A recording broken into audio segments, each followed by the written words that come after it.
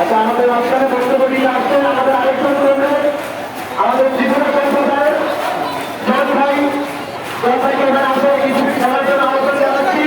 সবাই সরকার জন্য এখানে জয় করে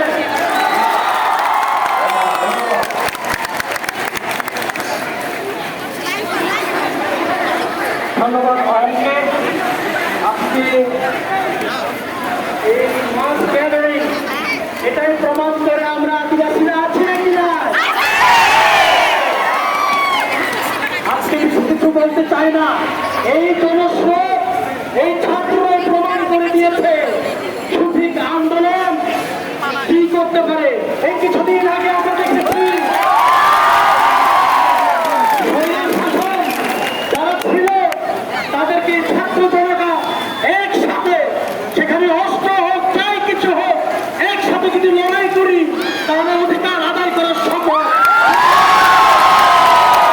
ছাত্ররা এটি প্রমাণ করে দিয়েছে।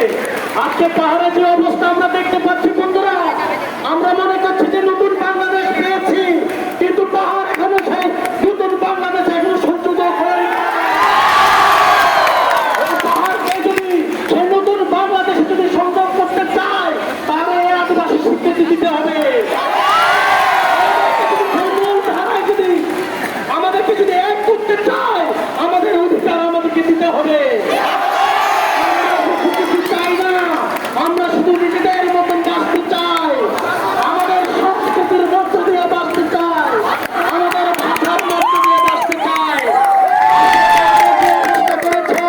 আপনারা দেখেছেন পাহাড়ে বিভিন্ন দলের মধ্য দিয়ে আমাদের তারা শেষ করার চেষ্টা করছে।